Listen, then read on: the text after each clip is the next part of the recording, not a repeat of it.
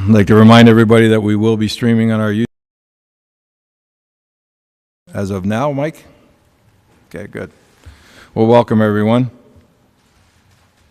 I will have the clerk read the resolution to call the meeting to order, please. It's moved by Councillor MacDonald, seconded by Councillor Byvelds, that the meeting of the Council of the United Counties of Stormont, Dundas, and Glengarry be hereby called to order. All in favor? Carried. The adoption of the agenda.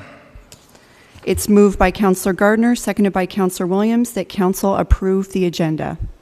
We have a couple of additions. Councillor Byvelds would like to discuss print media. We will add that under miscellaneous business. And Councillor McGillis would like to speak about an issue in St. Andrews, and he will address that when Mr. DeHaan does his KIR report. All in favor? Oh, sorry. Mr. Warden, would it be possible to bring forward 9C, the Perth County resolution for consideration? The Perth County resolution, do you want to discuss that? I'd yet to see if the council would like to support that. Okay, so we have a further addition for the Perth County item. All in favor of the amended agenda? Carried. Thank you. Any disclosure of pecuniary interest and general nature thereof? Seeing none. Adoption of the minutes. It's moved by Councillor Smith, seconded by Councillor McGillis, that the minutes of the meetings, including the in-camera minutes of the Council of the United Counties of Stormont, Dundas, and Glengarry, held July 19th and August 4th, 2021, be adopted as circulated. All in favor? Carried. No delegations today. Corporate Services, Financial Services, Administrative Assistant Court Services Division, action request. Ms. Russell. Good morning, Council. So earlier this year, KPMG conducted a service delivery review of the Financial Services Department, which consists of Financial Services and Court Service Divisions. The purpose of the review was to look at ways to improve efficiencies, create modernizations, effectiveness, but they also looked at staffing and how to best serve the needs of the public as well as internal departments within SDG counties. One of the recommendations that they came forward with was to have a full-time employee at the reception counter at the third floor reception at Court Services. This position is currently shared among the court service representatives where they work 1 week on at the reception counter and 2 weeks off. So they rotate the position among the court services right now. So the intent of this position is to provide services in both official languages, would support other county departments with things like accepting payments for severances, moving permits, responding to requests from the public, so providing more of a continuity of services up at the reception counter.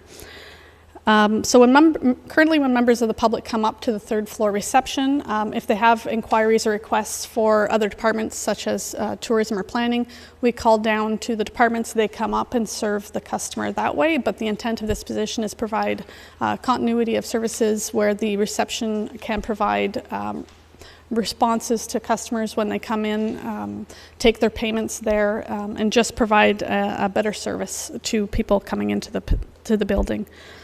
So the wages are currently within our 2021 budget.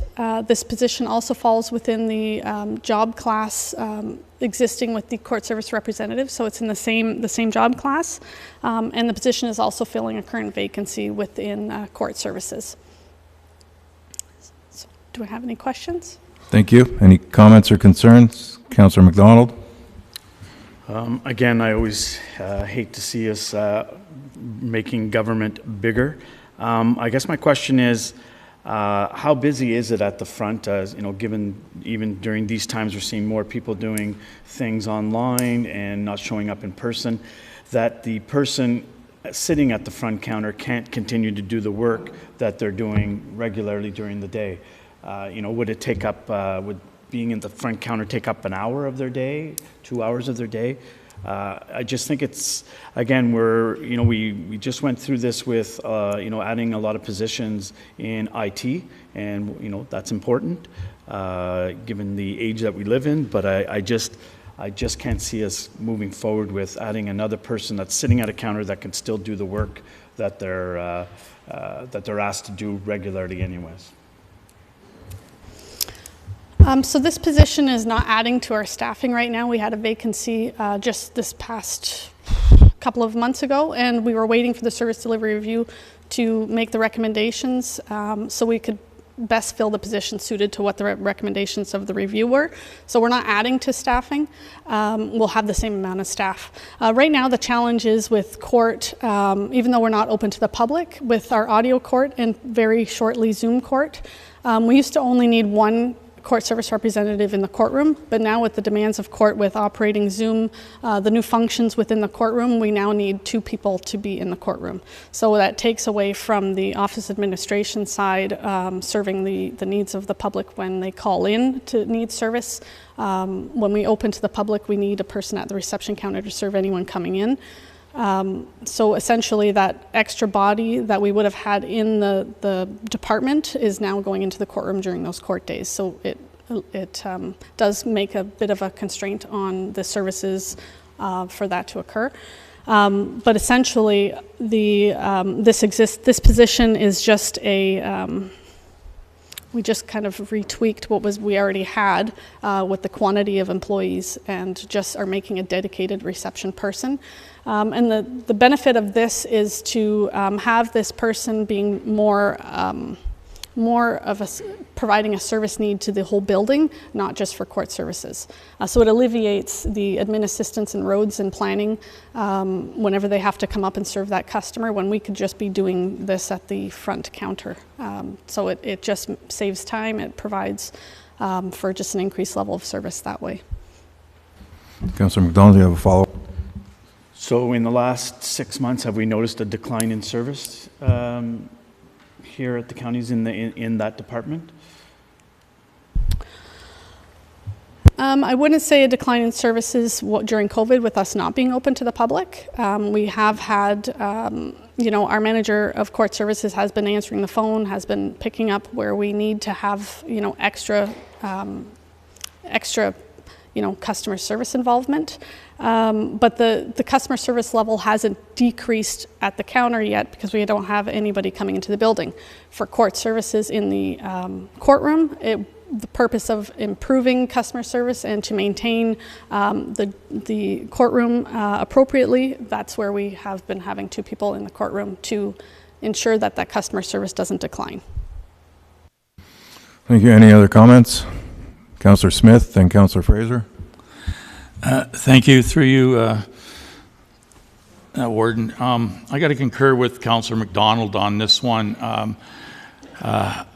We're going through a transition period right now. Again, we've already gone through one to get us around this COVID. Now that we're coming out of it, hopefully, touch wood, I think it'd be prudent for us to just sit back and maybe wait 6 months or so, defer this request until we know what we're going to be getting ourselves into. Because right now we're still guessing, I believe, as to how things are going to work itself out. I'd be interested in deferring this for about 6 months at least, and then see where it brought us. Councillor Fraser. Thank you, Mr. Warden. The question is for Ms. Russell, and it piggybacks onto Councillor McDonald and Councillor Smith. During this period of time, Ms. Russell, where there hasn't been any foot traffic, and I believe there's no one has been coming into the building as of yet, and I understand that the KPMG, they have a thought on how to improve service. But to Councillor Smith's point, we don't know what the service level will be required at that time. That's my feeling. People have transitioned and do things differently. They've gotten better with, at least in the Township of North Dundas, submitting requests over email and by phone, and they don't come in so often, although people have been able to come to the office for quite a while in North Dundas. But my thought is, similar to Councillor Smith's, I'd like to see us at least have it come back and have your comment that, yes, now is the time. We see that there's an increase. There's a definite need. As we've seen with IT, there's a definite need, and it was expressed that way. We can understand that. But without seeing the foot traffic, I suffered that. And the other thing I want to, a question I guess I have is, what role has not been fulfilled for the last number of months, and will that position need to be filled in the future?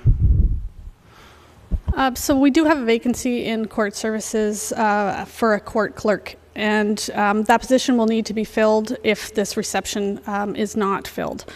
So that current vacancy right now, we're trying to streamline the services in court as well as to the building.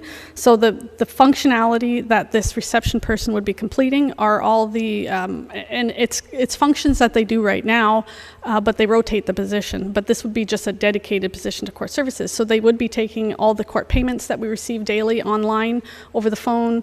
They would be dealing with the public inquiries over the phone, which is something we do. It just alleviates the court services representatives when they're in court, when they can't address those phone calls, inquiries, customer support.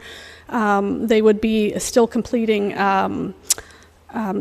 taking the tickets in from the agencies that are being filed, going through the mail, still doing all of those functions.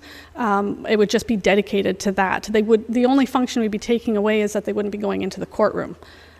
So right now we do have 2 court clerks that do go into the courtroom. We should have 3, but this would just streamline that we maintain the court clerks that we have, and this would just be dedicated to the reception counter so that they have ownership to that position and complete the same functions where we don't rotate the reception counter.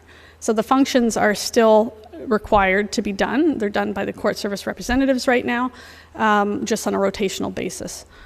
So it just more or less provides for the ownership of the position, maintaining it at court, at the reception counter, and we still have our court clerks. So it would be replacing a vacant position that was vacant this year that we just held off on replacing until we had the results of the court service delivery review. I do like the idea of having that position being owned by one person, not rotated by 3. But, if it's council's desire to wait until we open the doors to, provide more input on that, then that's fine. But it is something that we would still be doing right now, rotating that function amongst the court services staff. And we do have quite a backlog of court that is still coming and that we're doing right now. We're doing the audio court, early resolutions. The trials are coming up. We've passed all of our screening processes. The PHSA came in and evaluated our space for in-person court. So we just received the notification that we've passed all those requirements. So we will be opening for in-person court in the near future. As well as Zoom court for trials. So those 2 bodies that we have as court service representatives will be going into the courtroom, which will, when we open to the public, we will be missing a person in the office when we have 2 in the courtroom now instead of 1. So that will create a customer service deficiency when that happens. Okay, Mr. Simpson, you had a comment? Good morning. Thank you, Mr. Warden. Good morning, Council. I'm certainly sensitive to, we never like to bring anything forward that's adding staff. I think in this context, we're not adding staff. We had 3, we're down to 2. We had an employee resign several weeks ago to go to another position. So this is really a result of where KPMG came forward and said to create efficiencies and to streamline your operations rather than hiring that 3rd dedicated court clerk. Go for the receptionist, and that'll, as Mrs. Russell mentioned, that'll provide for a better level of service without the court clerks having to come out and deal with reception and do all those duties. We're having a discussion amongst ourselves as the directors this afternoon at 2 o'clock to talk about reopening to the public. I mean, there's two phases. There's reopening to the public, so walk-ins. There's a lot of traffic right now with telephone and internet, so, but having the walk-ins for the payments, and then there's the whole deal with MAG reopening. But there's a lot of things happening currently in court services with the remote court and the telecourt. So this wouldn't have been brought forward if it's you know, wasn't necessarily necessary. We thought that given the KPMG report, now is the time to bring it forward, to streamline the operations and to give whoever comes in a little bit of time to train and to get up to speed before MAG opens. We don't know when exactly that's going to be, rather than having it open and then trying to scramble and try to hire and train somebody. So, you know, I'm certainly, I understand where council's coming from on this, but we've had a lot of discussions about this over the last quite some time about how do we move forward with this, and given the resignation and given the KPMG report, we felt now was the time to bring it forward for councils to consider. So thank you, Mr. Ward. Thank you, sir. Any other comments? Councillor McGillis. Thank you, Mr. Warden. I just wanted to ask, direct this through you to Tim. I just want to know, under the service delivery review, how many more hires are we looking at over the, there's no more? Okay. Any other comments? All right. Can we have, Madam Clerk, could you please read the resolution? It's moved by Councillor Byveld, seconded by Councillor McDonald, that the Council of the United Counties of Stormont, Dundas, and Glengarry approve the attached Administrative Assistant Court Services Division job description and its placement on the salary grid at Job Class 3, and that the Director of Financial Services be authorized to begin recruitment and amend pertinent documents to reflect this change, including Schedule A to Bylaw Number 5038 Salary Grid, organizational charts, and any other documents as deemed necessary. All in favor? Opposed? It's carried.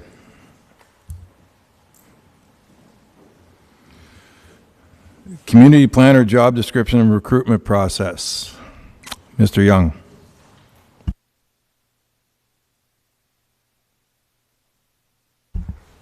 Good morning, Warden and Council, and thank you for receiving my presentation today. As you know, the County Planning Department reviews severances, plans of subdivision, official plan amendments, and we also provide services to two of our local municipalities. And you've probably seen in your municipalities as well that development in SDG has greatly increased. Right now we have, I think it was 176, now we're over 180 applications as of August, and usually we have about 80 on average this time of year. So that's definitely increased the workload for staff, and also led to decrease or increased timelines for people to get their decision.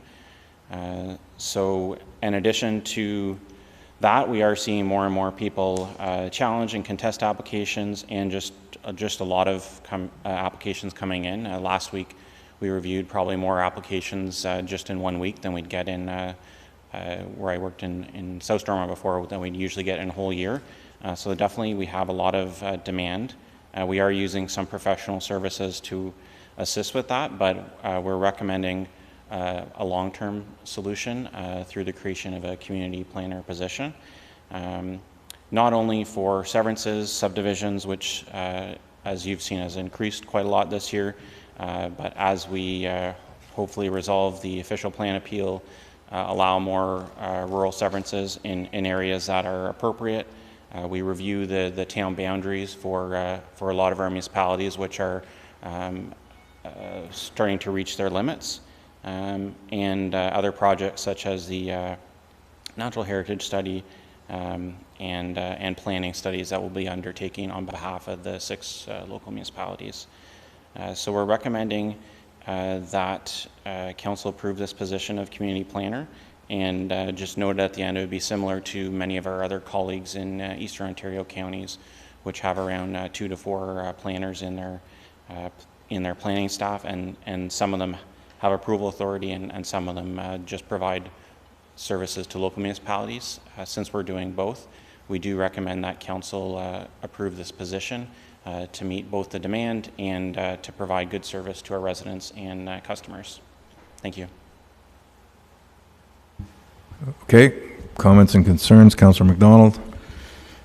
So I guess I have a couple questions. Just first is, how much is this, what's the salary range for this position?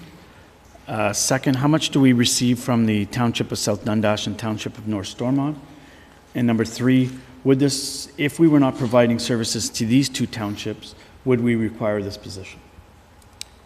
Thank you, Councillor McDonald. So the position was rated at job class 7, which was 81 to 93 thousandths, or 92,600 per year. Right now we haven't billed out the townships yet because we've only started in the first 3-month period, but you know, I can say that especially North Stormont, we're still in a transition with their previous consultant, but South Dundas, we're busy every day. We have calls, meetings, everything like that. Again, all of that is billed to the township, so that cost wouldn't be brought to the rest of the local municipalities.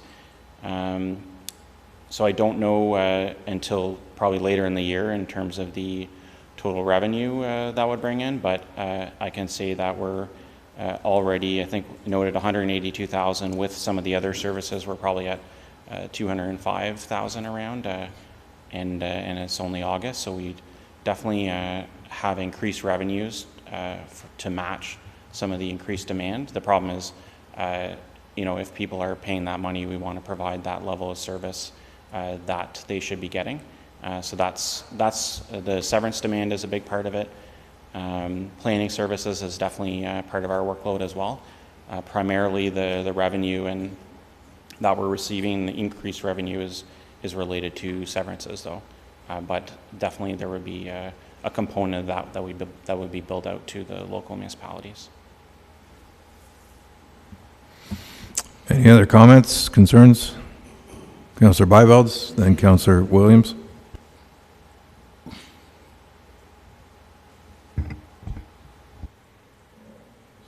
Oh, sorry. Thank you, Warden.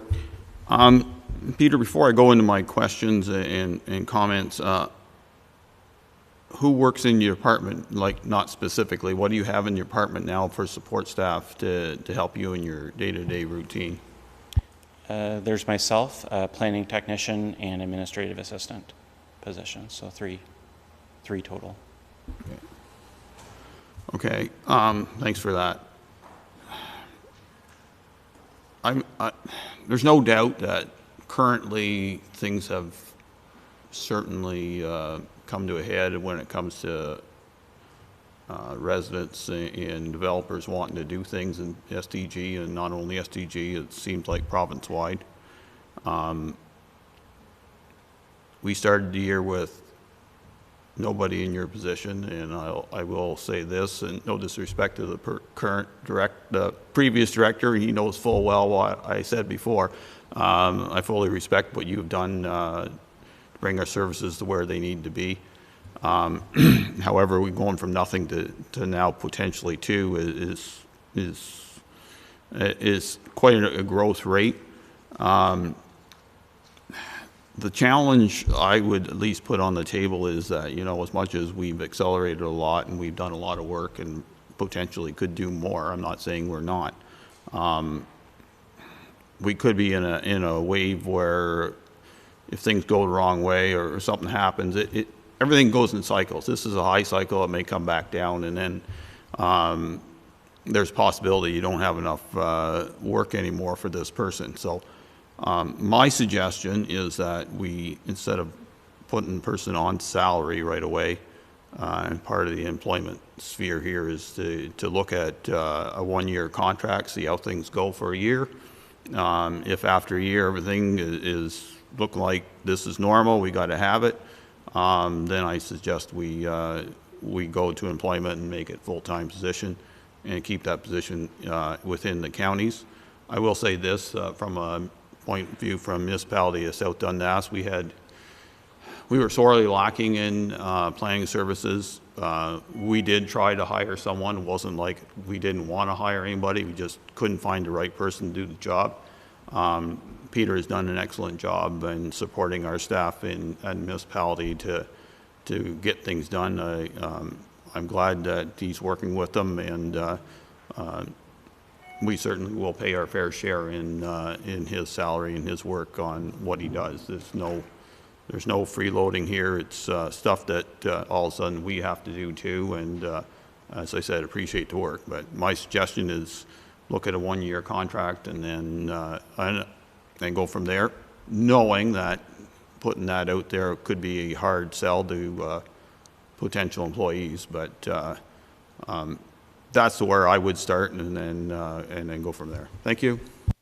Councillor Williams. Thank you, Mr. Warden.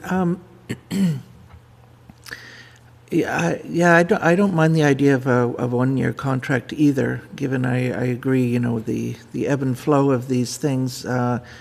But I guess my question is are the local municipalities that you're serving, are they billed on an hourly basis? Is that how that works? Yes, so it's in our fees bylaw and the contract with the local municipalities. It's billed quarterly on an hourly basis. And if I may, just to respond to... Can you turn on your microphone, please? It's more for the YouTube people than in here. Sorry, wrong button. Sorry, Councillor Williams. So we do bill on an hourly basis quarterly. So every quarter, starting in September, we'll be billing South Dundas and North Stormont, and I definitely appreciate where both you and Councillor Byvelds are coming in relation to contract and seeing where the demand is. I do think it may be a challenge in terms of recruitment. I know just talking to my colleagues, trying to recruit planners in the last while has been quite a challenge. And the other point I would make is that we have had the same staffing levels since I think Mr. Otis, one of my predecessors, and we've taken on additional workload. So that's one of the reasons we are recommending adding the position, because not only we're doing the planning for two of the local municipalities, also we would like to have more of a presence in your local municipalities and also and work with you and assist on group projects that benefit the whole. Because I know from working in a local municipality, you're so busy with your day-to-day, sometimes you don't have time to do those long-term projects. So we would like to, the intent of the position is to serve local municipalities and meet demand. And it is, we have, although my position was vacant, there were previously 3 staff for as long as I think most of us have been here. Thank you. Councillor Fraser, and then Councillor McGillis. Thank you, Mr. Warden.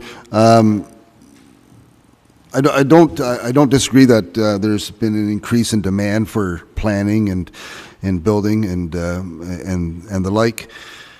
I struggle with the idea of how North Stormont and South Dundas are included in this as a reason why, a valid reason why a planner is needed. I understand that there's extra work at the county level and there's work needed at municipal levels. But the hourly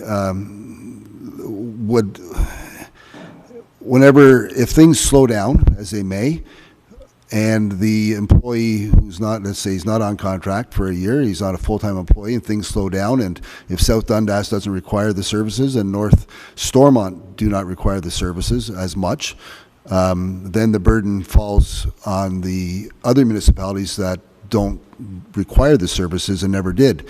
And I struggle with that. Has there been consideration of a different way to do the billing if it's a shared service, and a reason why it was the planner was hired because there was a need demonstrated by 3? And is it? I'm not suggesting 1/3, 1/3, 1/3, but a guarantee that the other municipalities won't have to pick up whenever the service isn't required. Thank you, Mr. Warden. Thank you, Councillor Fraser, and that is a great question. When I had worked in Frontenac County previously, that was one of our regular issues that we brought forward to County Council, because in that case, one council had their own planner, and then the other three were using the county. So definitely, I appreciate the idea of fairness and people paying their fair share. There's also the part of having a consistent service level across the counties, but there's definitely different models in addition to billing where it could just be a percentage of the salary. I don't think we have the hours track to determine that yet to see what that share would be, whether it would be 1/3 county, 2/3 from the townships. That's definitely, I know in Frontenac we had, after a year or so, just presented council with a different model on here's how this could be funded. So that's definitely an option. Another option that we could do is, rather than a 1-year contract, a 1-year probation period instead. So then that would give it a little bit more flexibility in terms of if we 1 year down the road don't find that we have the demand, that we could realign where we are staffing level. I do feel like there's a lot of work, and before starting here, I didn't, I had worked at a county level, but I didn't necessarily know the day-to-day, and starting that, seeing the staff work late at night and definitely be committed, but just overwhelmed with the demand that we have now. I would like to see that be addressed, but if council's worried about that changing, we could look at maybe a 1-year probation period for the position rather than a contract, just as a way to address that. Councillor McGillis. Thank you. I have a little problem with this too as well. I concur with Councillor McDonald and also Councillor Fraser. I have a problem that we're going to be borne the cost of the extra planner, and also every time that we take on a new hire, we seem to lose an employee at South Stormont. And Peter's smiling, and you know why. But you were a great planner when we had you there, and we have a great planner again. Carl, we're fortunate enough to have Carl there working with us. But do the other planner, is the other municipalities, do they have no planning in their offices at all, or is that why that the counties have to sustain all the plannings for them? Thank you, Councillor McGillis. So both North Stormont and South Dundas have like a planning technician or junior planner role at their local municipality. So usually that's the person that's helping fill out the applications, and then they come to us for advice, to go to meetings, to run the pre-consultations, fill out comments on their behalf in most cases. So the day-to-day at the local, at the office is taken care of by staff at the local municipality. The planning, the reports, the council presentations are generally from myself. Councillor McGillis, follow up. From what you've seen so far, Peter, what would you say the percentage of the cost would be, or what the cost would be in terms of municipalities, paying the difference to pay for that wage for that new planner? What would be the cost, and what would the other municipalities have to pay? I mean, do you have a percentage, considering you've been here for a little bit? Off the top of my head, maybe 15-20% of the workload would be the local municipalities, and majority of the workload would be staffing or in respect to county applications. But a good chunk is with, I'd say maybe 15 to 20%. Although we haven't fully taken on North Stormont, so that could increase. Okay, councillors, I do have your names written down as you're going to go, but Mr. Simpson would like to add a comment.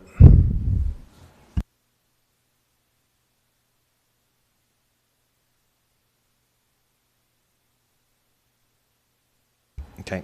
Good morning again. Yeah, we really need this position. Again, similar to what I said last time, Peter and I have had a lot of discussions about this, and I think council, through their strategic planning sessions, we've talked about this when we constituted the department and bringing Peter on as a director, how we'd service not only the county's needs, but our local municipalities that need them. And Councillor Byveld was talking about the struggles they've had in South South Dundas about recruiting. So, and the other thing that hasn't really been talked about is I don't know the number, Peter, but in terms of providing support through Paul Hicks, there's a substantial dollar commitment there that we're paying, and we can probably continue to pay to have support. So with the cost neutrality through the agreements that we've got with the two municipalities, I think that if we're going to go forward with some of those bigger projects that we're working on, provide better service to the public and our local municipalities, this is kind of a key role. And it's very difficult to recruit people. So if Councillor Byvelds mentions again about the difficulty in recruiting and the contract and the probation, it's a challenge all around. There's every time I mentioned to some of you and to Peter and Ben, there's a lot of development happening right now everywhere in all your municipalities, not only severances but plans of subdivision. And I think that's as a result of the pandemic, but I think that's going to continue to grow. I agree that it's cyclical, but I don't see that cycle dying down in 6 months or a year. I see that trend continuing. And I think this is a logical progression. And if our fees continue to bring in the revenues, and we have cost neutrality with those two municipalities, and we're able to eliminate what we're paying consultants to help us out currently with strictly county responsibilities, I think that the overall cost of the taxpayers wouldn't be that great. So I just wanted to kind of paraphrase what Peter was saying, but my message is we wouldn't be presenting this material right now if we didn't truly need the position. Thank you, Mr. Warden. Thank you. Okay, we have Councillor Williams. Okay. Councillor Laundrie. Thank you, Mr. Warden.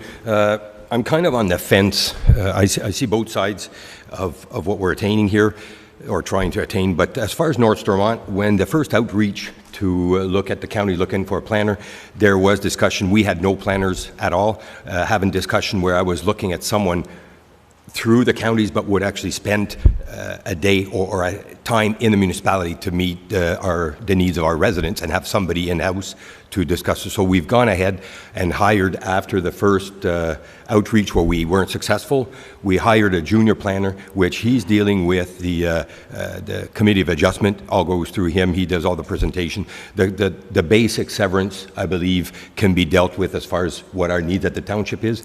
The rest of the file still has to be reviewed by counties as far as your side of things. So I think we've cut back a lot of so we're still looking at support. We basically still have support from Jesse and Paul Hicks, which, so right now I don't think that out of that 15%, I don't think that we've got a high, and correct me if I'm wrong, but need of your services since you've been here, so I know there's a subdivision that's gone through that I'm sure you've helped quite a bit on. So for that side of things, I'm hoping we're moving forward as needing less support from the counties. As far as, secondly, before Peter came on board, the transportation had sort of tagged with planning as well. Would there be, because I'm not sure if it's short-term, if we are getting the high right now and potentially getting low. I know it's very hard to hire a one-year position. I don't think anybody's interested in trying to track for 1 year, so probation might sound better, but would there be help from the transport, which there's experience there, you've done it for quite a few years. So that's one possibility. And last is myself at the work that I do, we are short-staffed, and I'll tell you, we're dealing with 2 employees, which if you burn them out and it comes, you're no farther ahead at the end. So that's another side of things where if you push too much to try to deal with the high mark, they might not be there, period. So that's another aspect where we have to also consider. So just my opinion. Thanks. Okay, we have Councillor Byvelds and then Councillor Gardner, and then we need to bring this to a head. We have multiple different suggestions here, so we're going to need to wrap this up. Thank you, Warden. I know that if I was sitting on some of the councillor opposite seats and thinking that another municipality is using county services and getting a deal, and we're doing our own work, so why are we paying? A gentle reminder to council that the creation of Peter's position after many, many times of recruiting and trying to find someone relied on South Dundas and South Stormont to share services. So that's nothing new. We are more than willing to pay for the services we use from Peter and his staff. We do have a person on board that has been trained into doing the bottom end work, as a technician to fill in the forms, do the back and forth with our customers, our residents, on a minor basis. Some of the larger jobs certainly will transfer to the county quite easily, but I just want to. I know that a new hire will be challenging. I think CEO Simpson certainly brought a lot to the floor, and as much as I understand the contract position is real hard to hire.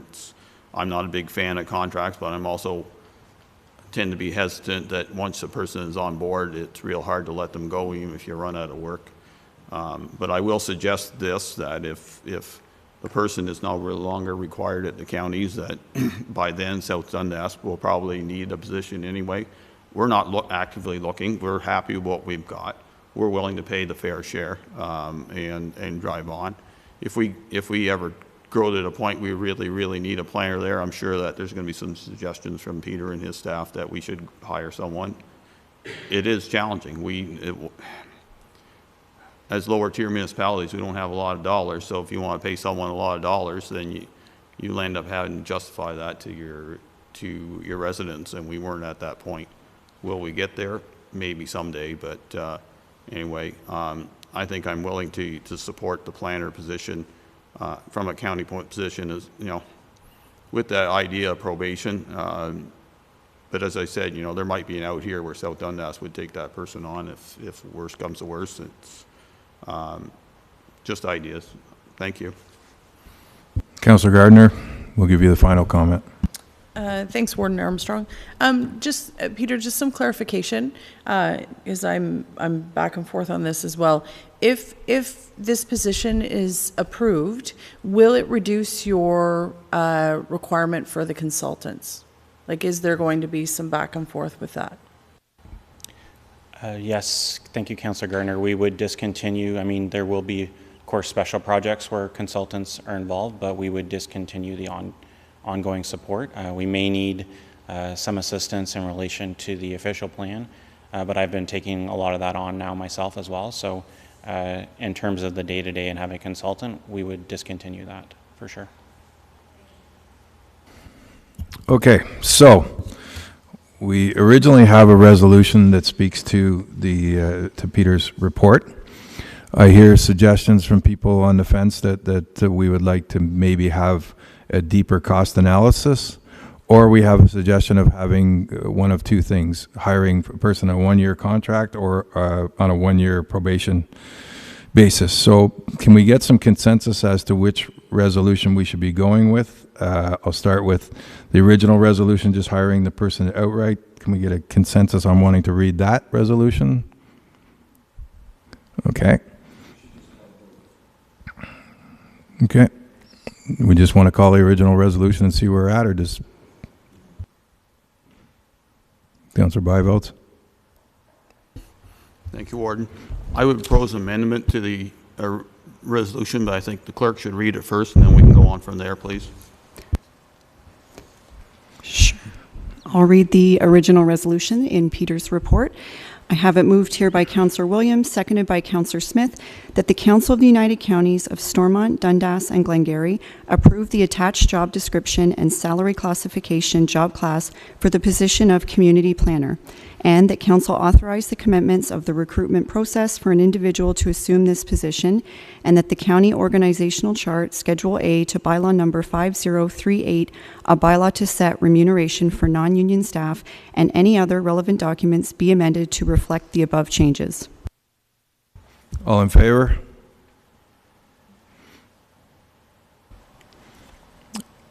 Sorry, through you, Mr. Warden, did Councillor Bibles, did you have an amendment? I do, Warden.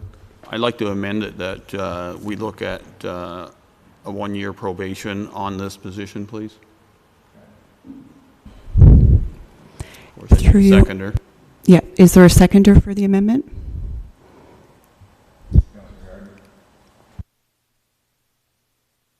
And then we'll call the vote on the specific amendment to add the one-year probation to the main motion. All in favor? 4, 5. You have a question? Okay. There's a question on the floor. Can I ask you, like, what is the probation period now for new hires at this time? Is it 6 months right now? So we're going to carry it on an extra 6 months. Okay. Okay. All in favor? Opposed? Carried. Okay, now I'll read the main motion with the amendment to be voted on. It now reads that the Council of the United Counties of Stormont, Dundas, and Glengarry approve the attached job description and salary classification job class as amended by specifying a one-year probation period for the position of community planner, and that council authorize the commitments of the recruitment process for an individual to assume this position, and that the county organizational chart, Schedule A to bylaw number 5038, a bylaw to set remuneration for non-union staff, and any other relevant documents be amended to reflect the above changes. All in favor? Carried. Councillor McGillis? I just have a question. Is this going to come back to council after a year with respect to the probation period?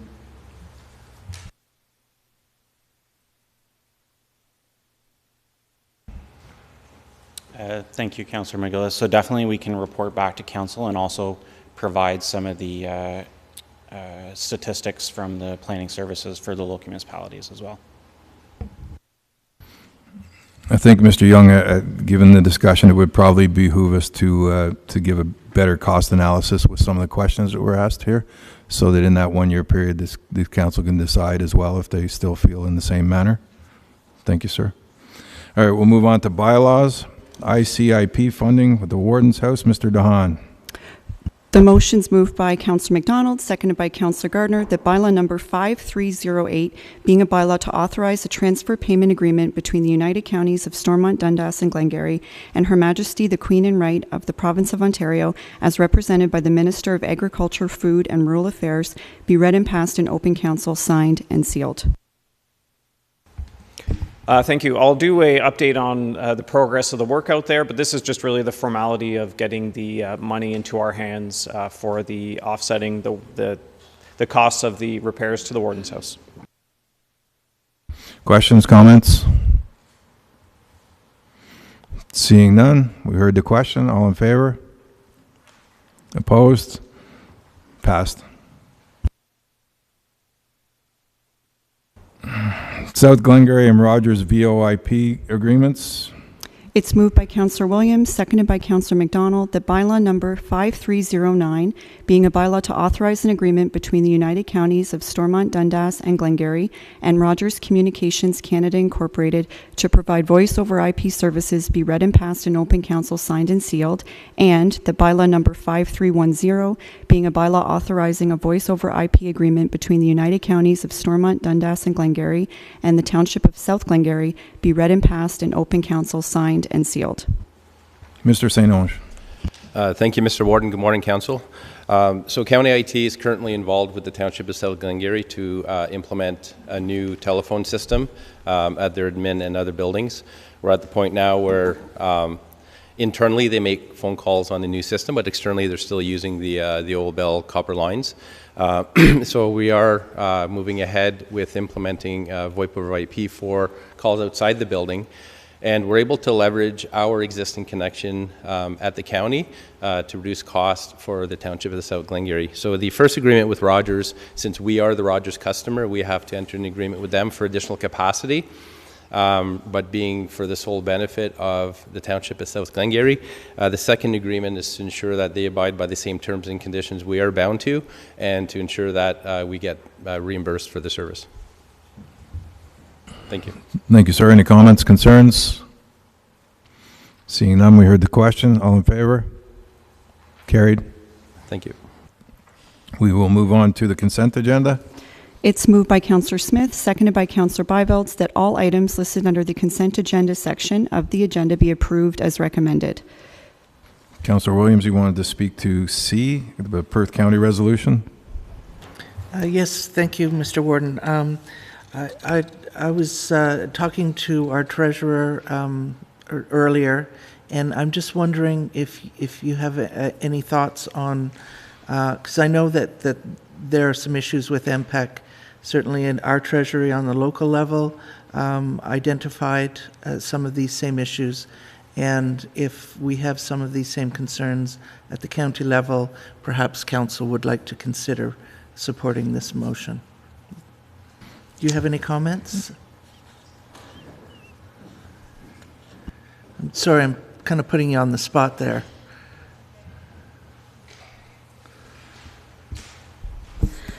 So MPAC is overseen by a board consisting of taxpayer representatives, municipal representatives, and provincial representatives. And the province having some oversight and conducting a review of their services is not a bad idea. It is a mandatory service. They provide mandatory assessment services to the municipalities, so we don't have a whole lot of say at the individual municipal level.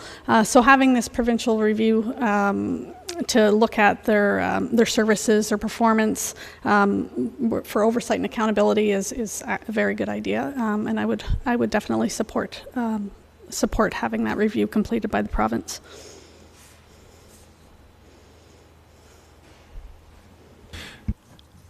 We have a resolution in support of this motion, but would council care to read it to support it? We have a mover and a seconder, Kirsten. Oh, through you, Mr. Warden, we'll just, if we want to pass the consent agenda motion that's on the floor right now, and then I can read it. So all in favor of the consent agenda?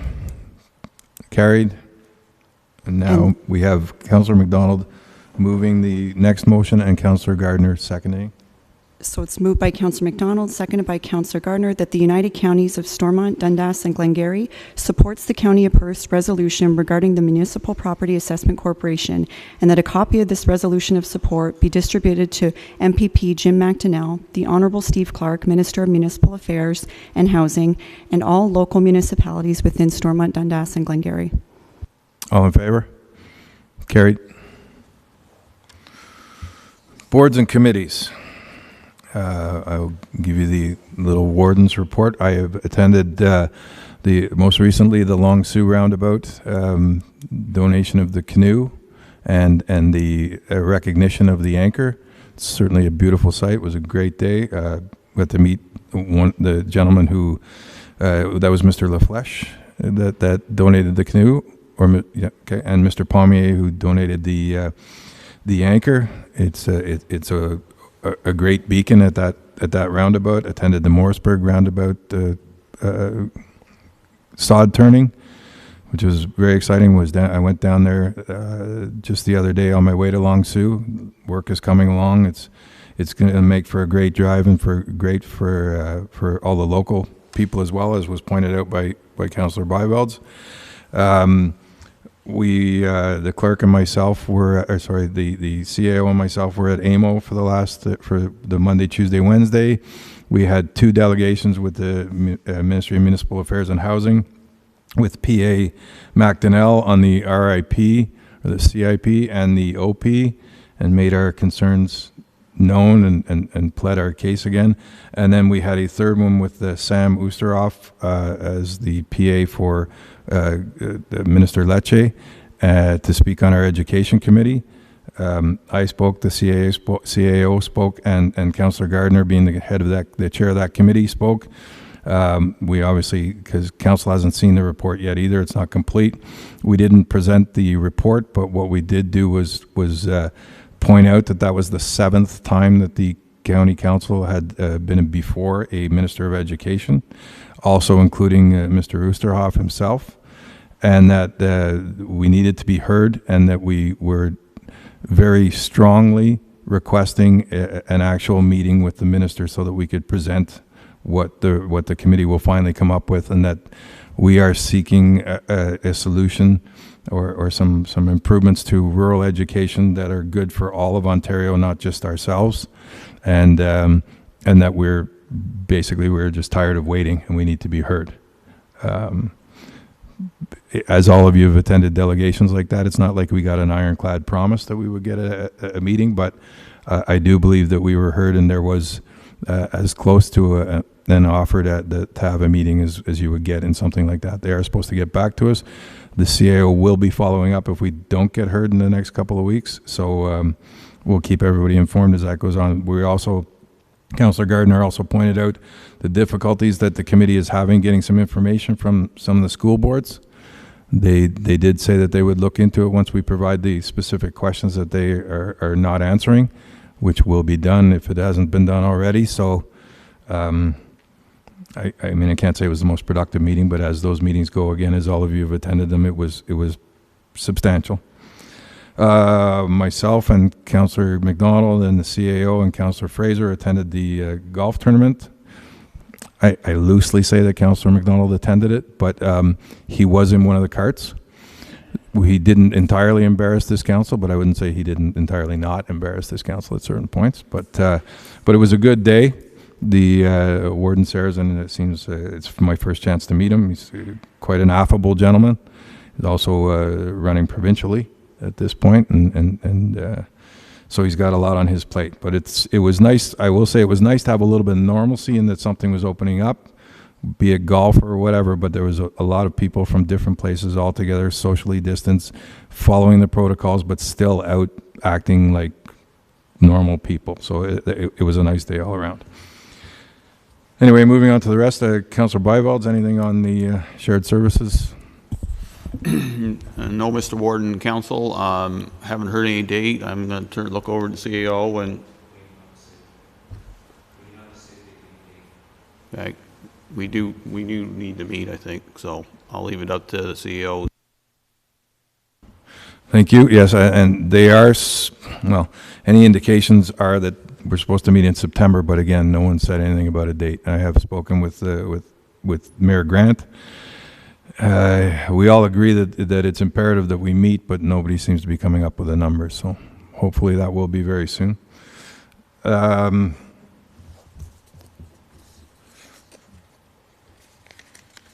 library board, Mr. Fraser. We haven't had a meeting this month. Okay. Thank you. Police Services Board, Mr. McGillis.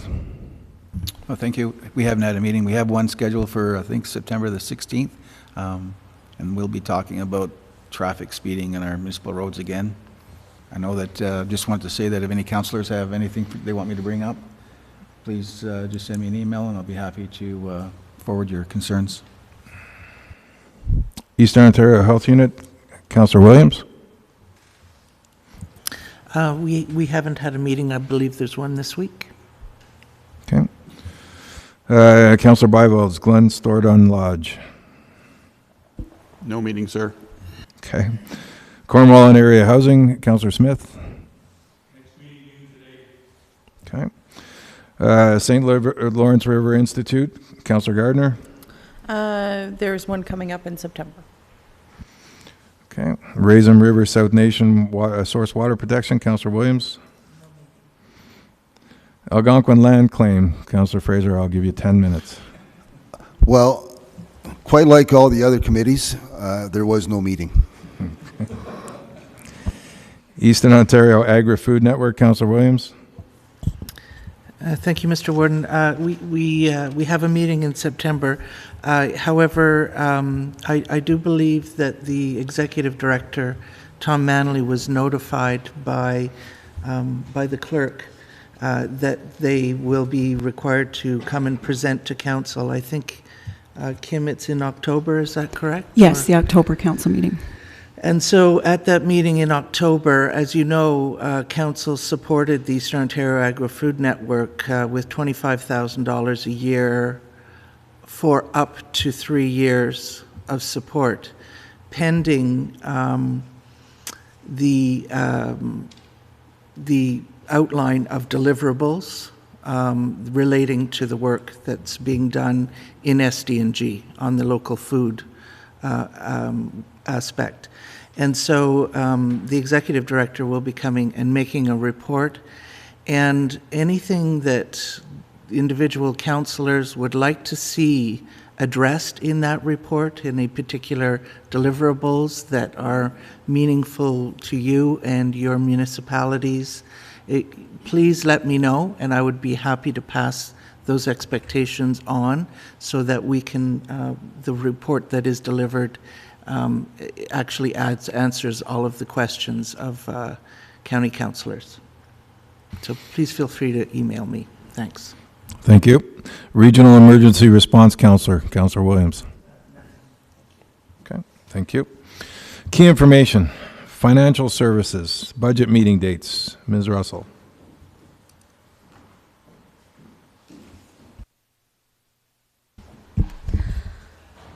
At the last council meeting in July, council had provided guidance on when they'd like to see the budget deliberations. So I just wanted to provide a key information report for public notice that the budget meetings will take place on December 8th and December 9th, 2021. And I will provide a budget document to all council members a week prior to the meeting. Okay. Any questions of Ms. Russell at this time on that? Okay. Transportation services, entrances in St. Andrews West. Mr. Don. Oh, Mr. Baker. Oh, both.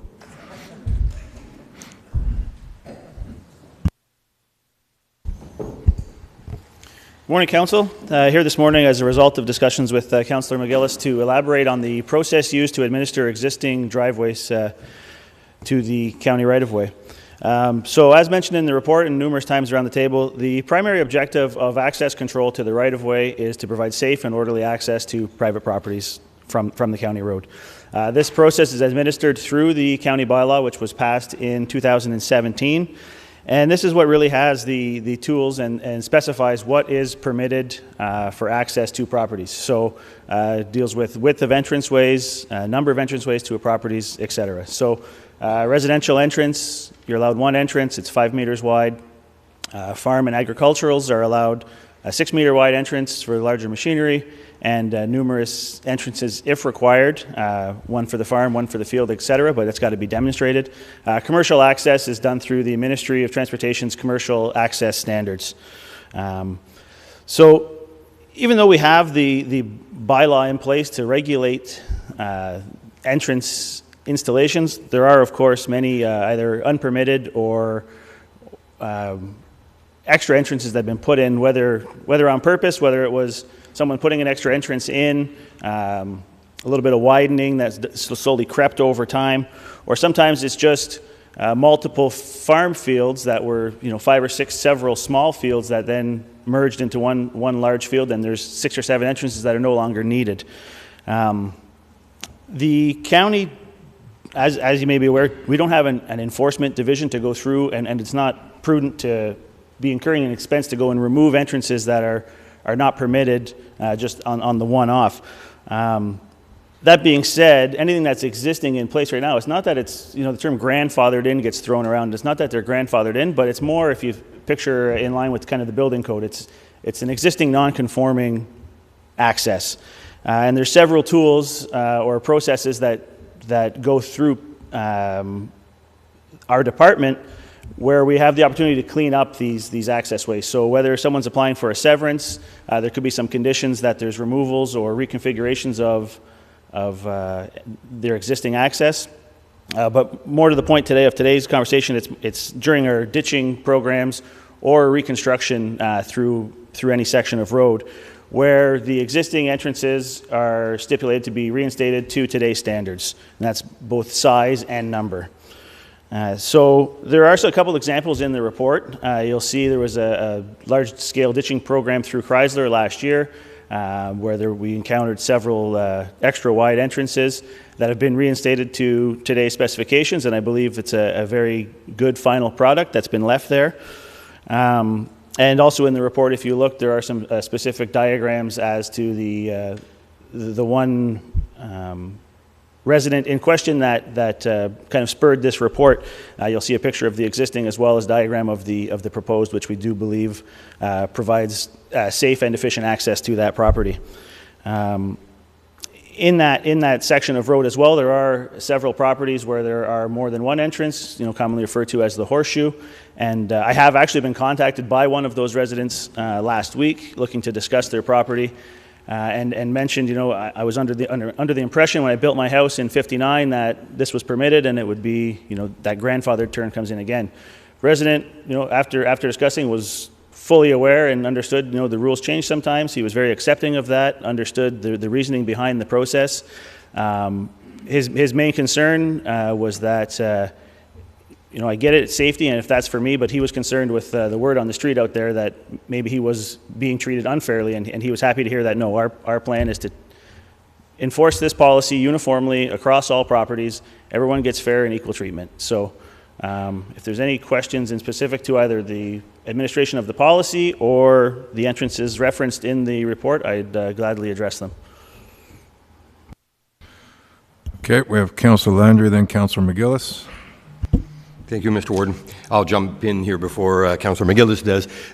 So one of the picture in the report is actually, as you mentioned, was coming in at the south end of Chrysler. And I did get contacted by the resident as far as similar to a zoning bylaw, I strongly believe in grandfathering clauses. You get that particular house. I grew up the house next door, which the driveway was also rectified. The counties were coming in. It's now your culvert. You're changing the culvert. So it's not a specific request, I guess, from sort of, but it's just that to go from, I believe it's 30-meter culvert, but then you do that hourglass and it's gravel. I just don't see as far as safety, I don't see the purpose of doing what we did. If somebody comes up for a new severance or comes up for a request that you've got there, I fully support, because they're implementing a new culvert and you're saying, okay, well, this is the zoning bylaw, this is what we abide by. They can take it or leave it. Where when it's something that this culvert's been there for 30 years and now you're saying, oh, for safety reasons, it's, and then second to the horseshoe comment, if you put my grandfather in a driveway that's backing up onto a county road, you know what? I'll take that horseshoe any day so that he can at least come up forward, because his technique was basically put it in reverse, look that way and back up. So I don't know, there's safety factor that I believe that serves, if they're there. Now again, if somebody comes for a new saying, I want a horseshoe, I believe we've got the power, but that's just, again, my opinion to answer to our residents. So. Sure, and Ben, if you want to elaborate, feel free, but I guess it is kind of twofold. So there is the safety aspect of it when the application comes in, and that's where the location is determined, but there is also the specifications in the bylaw of what size is appropriate. And as you referred to, once that entrance goes in, it is county infrastructure afterwards. So if someone's gone along and changed what was permitted and does provide safe access and reasonable, egress to their property, but slowly either widens it out over time or all at once, or it's been that wide forever long, that's county infrastructure that's now in our assets in perpetuity. So, at an installed cost of $300 per meter times drive down to county road and look at the number of entrances, that's a lot of assets that's on the county's books. Yeah, and I can touch on the safety part of it in particular. Whenever it's just, extra wide at the road entrance itself, and you can see in some circumstances where it's been converted, where previously that can or has become a parking spot for people, and if you're parking right at the edge of asphalt, that does become a hazard in terms of visibility for people leaving the driveway, people approaching on the roadway and not being able to see kids playing, things like that. So there is certainly an element of safety there that does need to be considered, and quite honestly, we do see it frequently whenever we have extra wide driveways at the roadside where we're not, and that's the whole purpose of that restriction at the entrance. 5 meters is still a parking spot is 2.5 meters wide, usually 2.5 to 3 meters wide. So you still have kind of 2 parking spots, but really because of that restriction, that restriction there, it does force people to park, on the back slope side of the ditch within the residence side. So you're kind of funneling people away from the roadway to park there, leave that entranceway open and safe for visibility purposes. Councillor McGillis, then Councillor McDonald, then Councillor Byvelds. Thank you very much. I just wanted to explain, do you have the picture that I sent this morning on your email? The second picture? Thank you. The concern that I received from the landowner was to come and visit the driveway where his driveway was torn apart at the entrance. So I stopped to see him. I never met him before. It'd be the first time.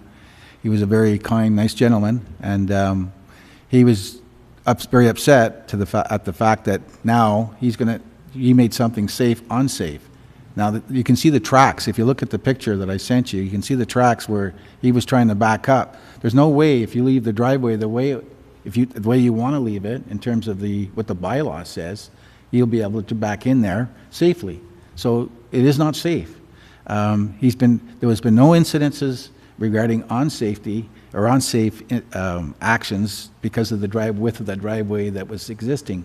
So I don't see where the safety comes into play here at all. We have a bylaw that was passed in 2017 by the previous council of county council, and there should have been some provisions put in there. We always have exceptions to the rule. We have minor variances, different things that we can change in the event that it doesn't fit. This doesn't fit right now. This bylaw doesn't fit for this driveway. It's not safe for him to be backing in there with a truck that size. He has a tractor trailer. He gets up at 4 o'clock in the morning and travels to Montreal every morning, Monday to Friday. And he said that, it's just not right for something like that. And I have to agree with him. I believe he's legal non-conforming. I believe the driveway was there for many years. And we go by there and we say, now this is what you get. It's not right. We got to work with the public. And I feel that council should make a special exception for some people. I know you don't get this, this concern very often in terms of the driveways being narrowed, because most people have maybe wide driveways that don't need them, but he does. And I feel that I told him I'd bring this up to county council for their consideration. Hopefully that they will look at this in a positive manner. And I think that it's important that we work together, and even with county council working with staff here. So this is my concern, and I hope that council looks at this in a positive way, where we can make it where he had the existing driveway it was before. There is a clause for legal non-conforming here. So he was there before. I know what we do at our municipality. It's like Two Lake.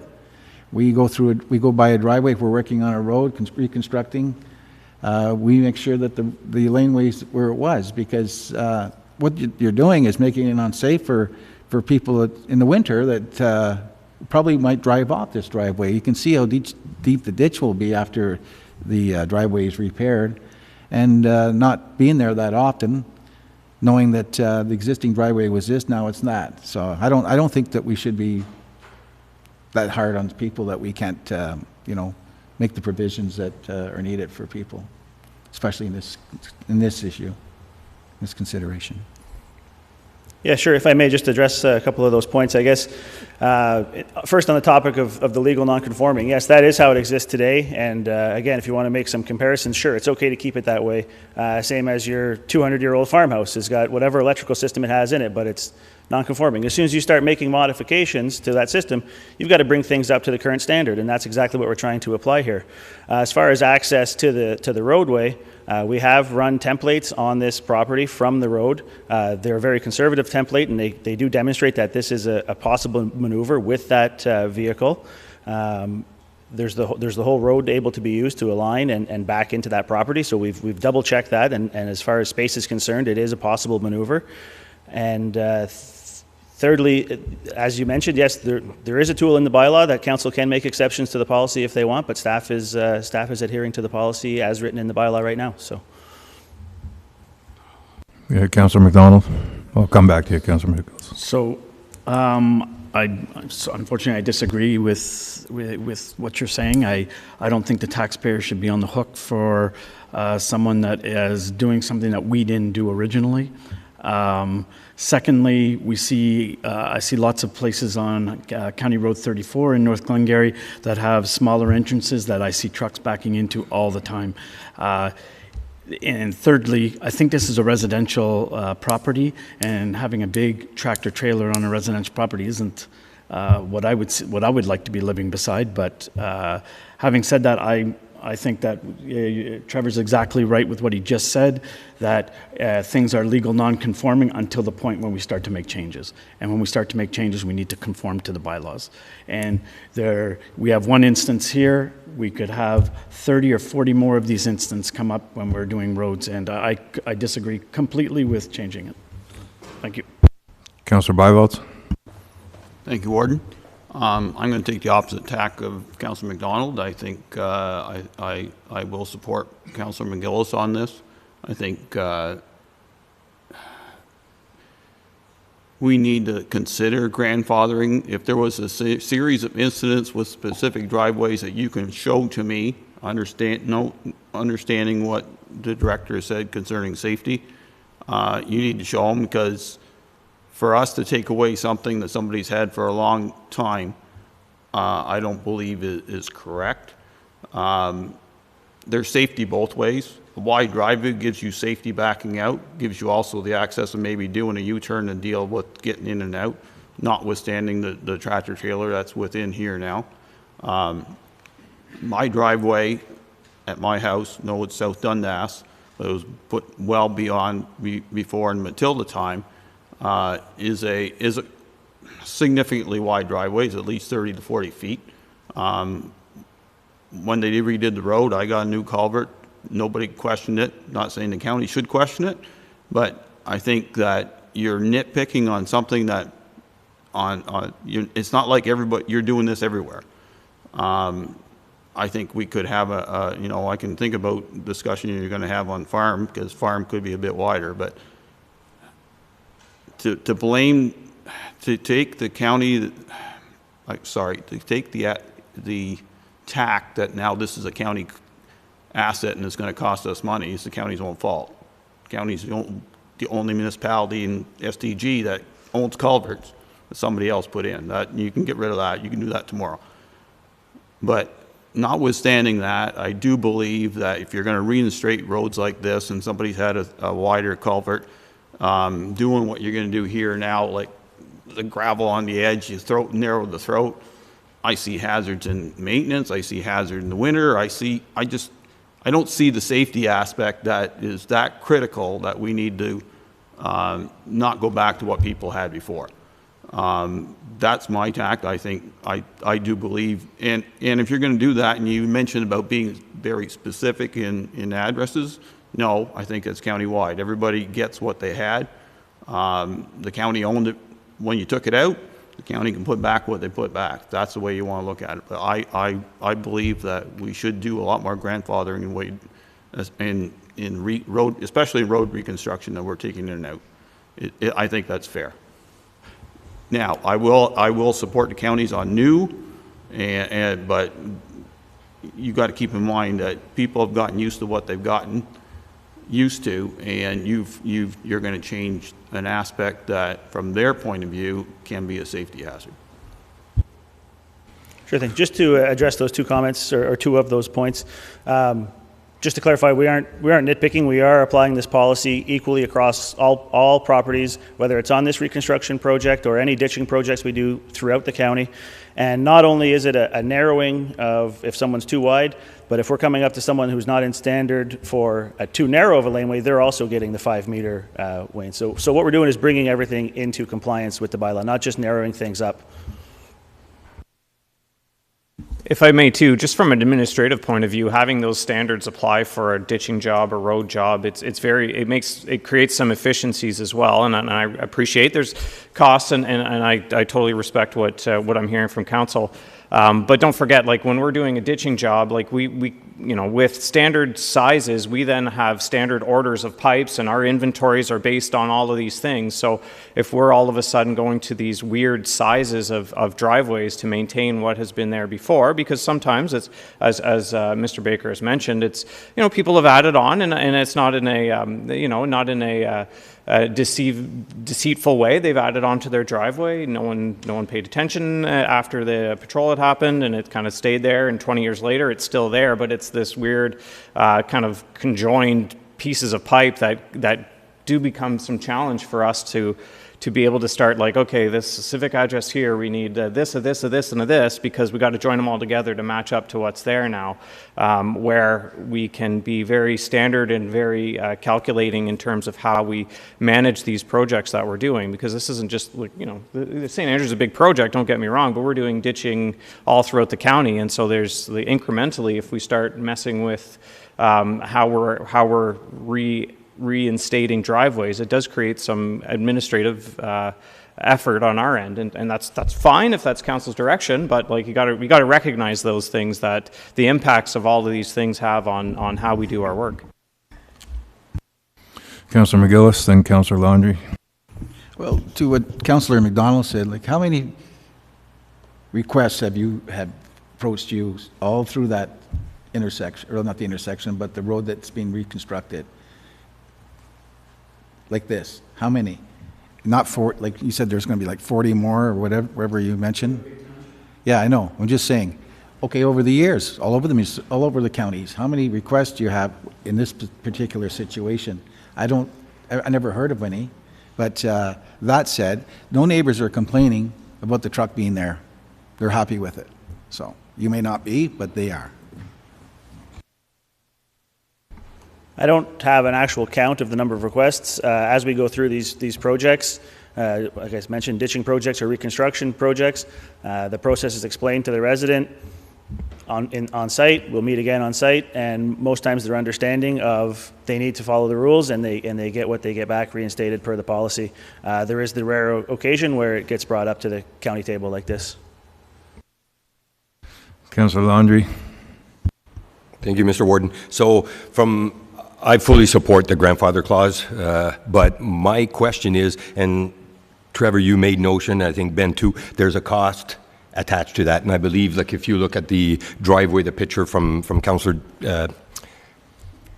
Brian McGillis, so from Councillor McGillis, that it's quite different than what you, and the cost for that, whether it's paving, the extra culvert and so on, would there be a potential, because I'm sure a lot of people that are getting this service where the culvert's being changed, if you bring up to them that you're going to be following the bylaw of the hourglass and so on, and if they're on board with that, great. If they're not, can we somehow change the bylaw to get a cost recovery? We're saying we have a specific, like in the township, we're not responsible for culverts.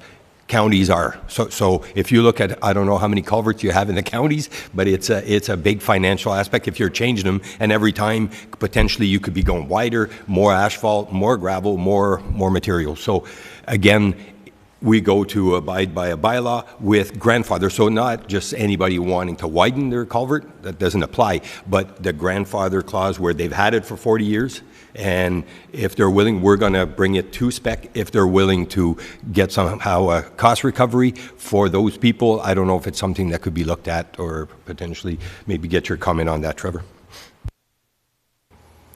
Certainly not a process we have in place right now, and not a service that we do, providing excess construction in excess of accepted standards to individual residences is not a practice we're into, nor the providing service and billing directly for that service. It's more of an application fee. To see, can we look at it? We could look into something along those lines, but it's certainly not in place right now. Do you have anything new to add, Mr. McGillis? Okay. Always, Mr. Warden. Thank you. You're a truck driver? You've been driving trucks for many years. I just wanted to ask your opinion. Now that the driveway is narrow, I'm just going by what he explained to me, that he said now that when he backs in there, he's going to tear that driveway all to hell because he has to cut it a lot shorter. So if you don't do it the way we do it, the way he's asking, the driveway's going to be tore up by him backing in there with that big truck. I'm just saying what he said. I'm not a truck driver. I used to be.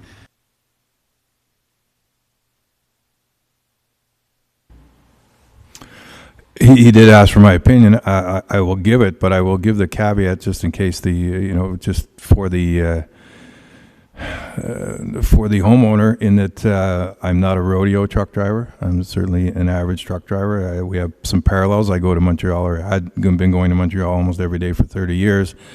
It's a simple enough question for me to answer, but I would say that that would be like perhaps asking Councillor Byvolds or Councillor Wirt, am I a better farmer than the next farmer, or so on and so forth. I mean, he makes his living as a truck driver. I went by that laneway, the flat out answer without bouncing around, but this is no comment on the ability of your resident to drive a truck.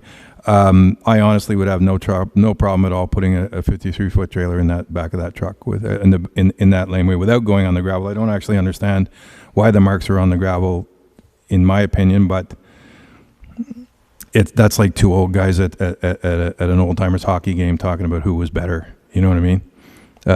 Do I think I could back it in there? Yes. Do I think I could back it in there without touching that gravel? Absolutely. But it's not my house and I don't do it. So, sure. My question was, yeah, you could back it in there, but could you back it in there without the tires, because the sharp turn peeling the gravel? Yeah, I think I just said or that, not the gravel, the asphalt. I'm sorry, the asphalt. No, the asphalt. Would I be on the asphalt? Yes. I don't know how thick that asphalt is, but if he's been doing that for years, I would think it would be the same. But again, take it for what it's worth from this table. I mean, that's just, it's one truck driver to another truck driver. So, I don't want to act like he's not a good truck driver. I don't know the man. But could I do it? Yes. Councillor Smith? Thank you, Warden. I'm going to change gears a little bit and go back to the horseshoe driveway, if I may. I'm just wondering where we are with the horseshoe driveways, what we're going to do, and if we're going to accept both entrances, and if not, which entrance are we going to use as the primary entrance? And that's when we're going to service, I guess. That's correct. So with any residents with multiple entrances will be reduced to one entrance to comply. And how we handle those instances, again, through any project, is meeting with the homeowner and discussing with them to determine which one they would like to keep. Some cases it's very obvious. It's the one on one side that lines up with the garage or whatever, but sometimes it's not so obvious depending on the configuration of the property. So we'll meet with the homeowners to determine which one they would like to keep. It will be reinstated as is. So if it's asphalt, it'll be asphalted. If it's granular, it'll be left as granular. For the one that comes removed, that'll be reinstated to match the rest of the roadside. So if it's in a filled-in section, it'll be a filled-in section. If it's in an open ditch section, it'll be reinstated to open ditch. Okay, thank you. I think that'll answer the questions. Ben, I think you might have got a call from one of my constituents on this matter, and is that how you explained it to him? To be honest with you, I just got back from holidays as of 7 o'clock this morning, so I have not listened to my voice messages, but no, I mean, entrances, I haven't listened to that voice message if there is one for me there. All right, thank you. Okay, Councillor Williams, I'll give you the last comment and then we'll bring this to a wrap. Thank you, Mr. Warden. I'm just wondering, with regards to horseshoe driveways, I imagine that the functionality of the driveway is designed around the fact that it's a horseshoe. And my question is have you not run into a problem with some driveways where if you block off one of the entrances, the driveway just doesn't function? Have you had that? Have you had that complaint? Because I could see that readily happening. So to be honest with you, personally, no, it's never come up. Is it possible? There are instances where it might look awkward. absolutely. But don't forget with the horseshoe driveway, even removing the one leg, like, you know, we work with the homeowners and try and pick the right leg to be removed. And it still provides that functionality of being able to turn around, because you've got essentially like a leg that they can pull forward in, back up, and then turn around. So from a safety perspective, removing the one leg of a horseshoe driveway often doesn't negate the ability for someone to be able to reverse in their property and come out facing first. So much like you see that flag style driveway where people can back in there and then go forward. So I guess one last comment that I just wanted to make is just a reminder to council, like, this is staff applying the provisions of the bylaw that is council's bylaw. I would suggest, you know, we're in the middle of a construction season right now. We've proceeded on that basis. If council wants us to look wholeheartedly at some kind of, you know, grandfathering or provision to allow something to remain with the options of payment and that administration, I think, like, you know, it sounds like there's a desire to kind of consider such things, and I'd suggest that, you know, we don't hastily, my recommendation is we don't hastily make some kind of change to the bylaw today, rather than have a good solid review of some clauses and what that exactly looks like. There is the provision, as Mr. Baker mentioned, in the bylaw to for council to make those exceptions, and my suggestion from a staff level is, you know, we're the ones administering council's bylaw. It's much easier for us to say council approved XYZ than some kind of grandfathering thing where we haven't put some due thought and consideration into it, and trying to administer something that may still be awkward. So that's maybe my final comments on that one. Okay, thank you. So to bring this to a head, we can deal with this in I think there's two separate questions here. For the purposes of this morning, we can. The clerk has a resolution ready, a motion ready, if we want to deal with this one individual laneway. I think that the discussion has been good, but there's been many points brought up that would require us to give better direction to our department right now. So to Mr. DeHaan's point, I don't think we can make sweeping changes or just wave our hands and say, all right, we're going to grandfather everything in that's possible, or have discussions with the landowners and see how you feel about things.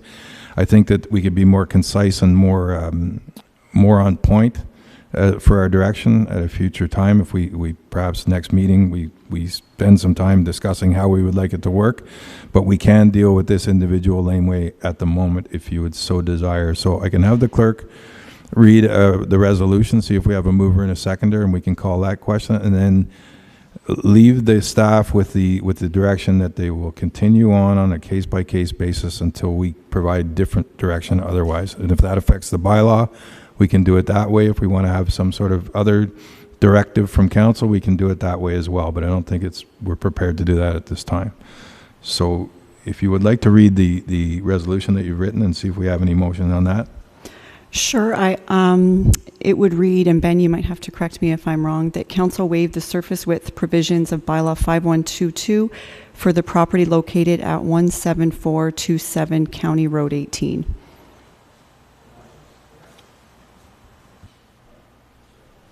Okay, so that is correct. That does not change any of the horseshoe driveways either that are also in that piece of roadway.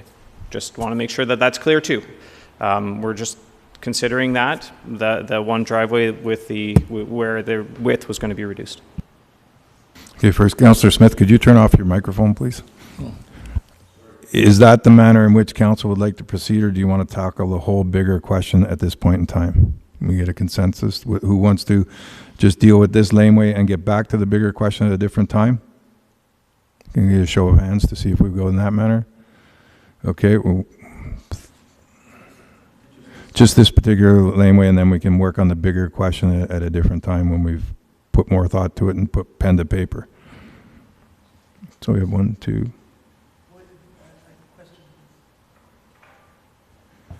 Were there other requests? Is this the only official request, or were there other official requests to grandfather? Is this the only one?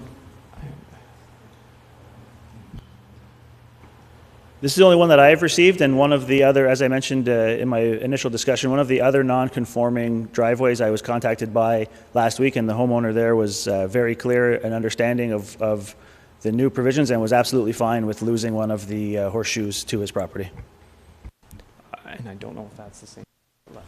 Okay, Councillor Landry, I'll give you the last question, then we'll answer the question that I asked. Just to add, like I'm thinking if we're dealing with that one specific driveway, we're opening up a can of worms. Like I've had 3 residents in the last, when did we do Chrysler? At the spring? Last fall, that I don't believe to deal with one specific. I'm on board with reviewing and seeing about a grandfather, but at the same time, I'm not prepared to go one-off because it opens up the can of worms that they're going to be coming in full force to, I believe. Anyways, that's just my opinion. So I don't think I'd support it. Okay, so we need to get a consensus so we can give some sort of direction. So I will ask again, who would be in favor of dealing with this one laneway at this point in time and then coming back to this issue for some clear directive for our transportation department? So we have 3. Those that would like to deal with the entire question at a later date, get a report to come in. We do have a motion on the table. It hasn't been moved or seconded. It has not been moved or seconded yet, so. Councillor Fraser. Thank you, Mr. Warden. I'd like to suggest that we ask the question, should we follow the bylaw? That's the question I think we should be asking. To Councillor Landry's point, this is a one-off. Then there's going to be the backlash.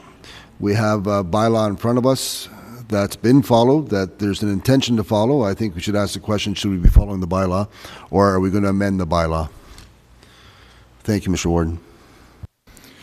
We can do that. My only question would be if it comes back, no, we're not going to follow the bylaw, what will be our direction?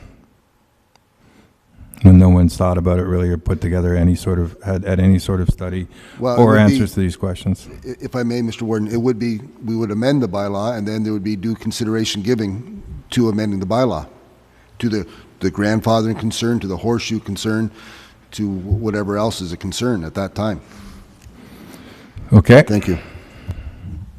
Well, we have that motion on the table first. Does anybody want to, since she's read it, is there anybody that wants to move it or second it? So just to be clear through you, Mr. Warden, Councillor Fraser, would you be putting forward direction to the Director of Transportation Services to bring back an amended version of the entranceway bylaw with grandfathering clauses and whatnot? Madam Clerk, no, what I'm referring to is the question would be, shall we follow the bylaw? If it's decided that we're not going to follow the bylaw, we would have to have an amendment to the bylaw to allow the grandfathering, the horseshoe, and the other stuff that was considered. So the first question would be, do we move away from the bylaw, or do we follow the bylaw in essence? Is my thought. Thank you.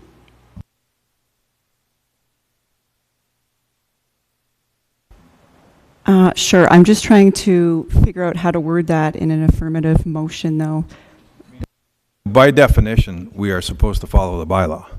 We don't need to really ask that question. We need to ask the question if we're going to change from the bylaw. Just by having a bylaw, we follow the bylaws. So the question would be, do we want to change the bylaw?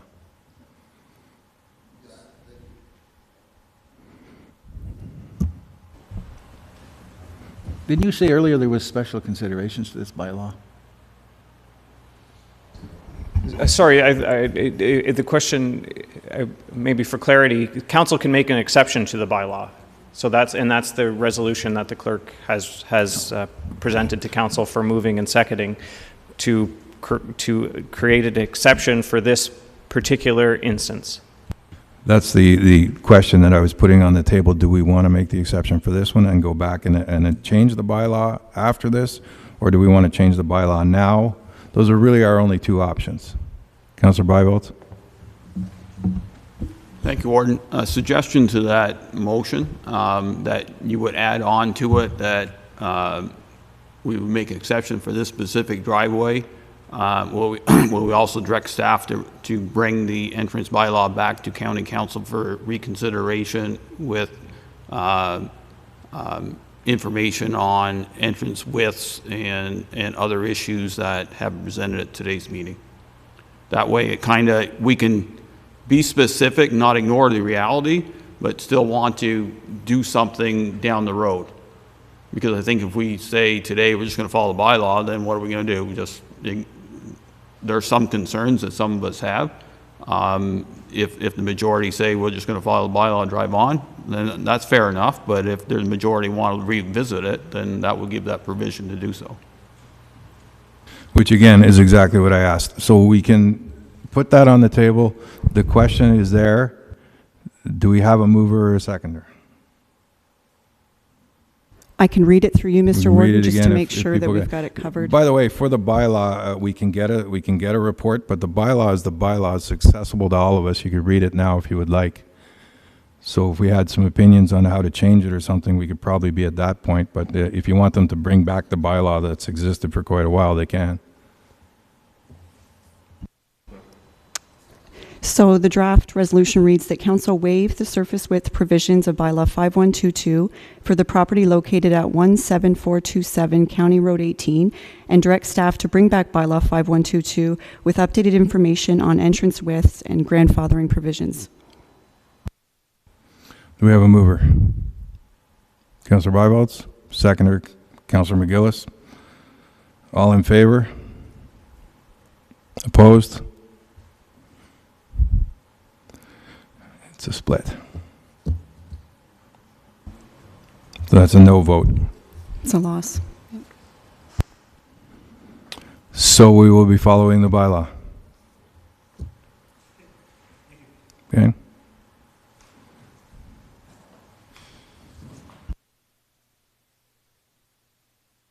Mr. Don. Thank you. Just want to make sure my order is correct here. I don't have my agenda in front of me. Road tour next? Yes, sir. Okay, thank you. Just kind of throwing it back out at council, we had deferred the road tour until, to reconsider it around this time of year and determined, pandemic, et cetera, whether we wanted to have an in-person road tour. Just throwing it out to council, are we feeling comfortable that we want to actually schedule something or still wait or defer it another year? Comments? I think it would be good to do. I think we can get a big enough bus or two of the ones, it's 2 years ago now, I think, right? We could get two of those. Not that that's ideal, but we could certainly follow along and perhaps get out at some of the places that you would normally just comment as we stop, Ben. Or we can get one bigger one from whatever, 417 bus lines or somebody where we can all fit. But I do think being that this will be 2 full years, I think we should go ahead, but that's just my opinion. Councillor Gardner? Thanks, Warden. I agree. I think it's important to set an example that regular activities can occur with proper safety precautions in place. So I would be in favor of having a road tour in person. Okay, can we just get a show of hands for as to who would like? Okay, so Ben, we'll get you to schedule the road tour, or maybe send an email around to see. Yep, I'll do that. I'll send with a few choices with some potential dates. Is there anything I should be steering clear of? Don't even bother September. Let's only talk October to be on a road tour. Is that? Yeah. Okay. I'll throw some dates in October, and we'll get a consensus. Thank you. Okay. Flag policy. Thank you. This one, I think, relatively straightforward. It's a key information report for Council's consideration, and what I'd like to do is, with Council's concurrence with the draft policy, bring it back at our next meeting. Really, it's just an update to the existing policy, which was quite dated at this point, and kind of recognizing a lot of the current practices that we do follow in terms of when and how we lower and recognize solemn occasions within our country, and I guess it's just really, again, a refresh update of the existing flag policy. Councillor Gardner. Thanks, Warden Armstrong. Just a quick question. With this, it is becoming the way to show respect and unity and all that fun stuff. Has there been any thought to installing a third flagpole? Only because removing the Ontario, like that becomes somewhat problematic. And I know in other jurisdictions, and I'm not suggesting City of Ottawa where we installed 20 more flagpoles, but has there been any consideration as being able to recognize different things? I think it's important, and the community does look for it, for sure. Has there been any consideration to a third that would be kind of ceremonial for this purpose? Yeah, no, we haven't, but certainly if that's something council wants us to investigate, we can get some prices, and I mean, I don't see that as a very onerous or expensive thing to do, and yeah, we can happily do that. It's not a bad idea. Any other thoughts? Okay. So is that something, sorry, my apologies, Mr. Warden. So is it something I'll bring back at budget time for council's consideration? Is anybody vehemently opposed to another flagpole, or we can bring back the report? Bring back the report then. Thank you. The Warden's House update. Thank you. Just very briefly, wanted to give council, as we promised, to give an update in terms of how things are progressing there. We've finished our scoping of the substance abatement, and actually it's quite less than we were anticipating. We're figuring it's going to be about $1,000. We've awarded the structural work to a framer, so that work is going to be starting very shortly. And so far everything seems to be on track in terms of budget, and now we've got our funding signed off. So things are progressing well there, and the work is going to be starting in earnest in the very near future. Okay. Mcphee Bridge progress report, please. Thank you. Very quickly on this one, unfortunately we ran into a circumstance, and this is a pandemic-related supply chain issue. We weren't able to, or we being the contractor was unable to get the safety railing. It's a steel, custom-made steel railing, and custom-made makes it sound fancy. It's not fancy. It's just standard railing, but just with the supply of steel and some of the demands in that industry right now, unfortunately they weren't able to get it. I can give council great assurance that we looked at many different options and ways to maintain traffic, one lane of traffic over top of that bridge and keep that project moving. But ultimately it landed on, we either, just because of the arrangement of that structure, it was either we had to shut the project down until that railing arrived, and then reopen it and get back on site, which is obviously very problematic from a contracting point of view, just because of the delays in schedule and just the costs that would be incurred because of that.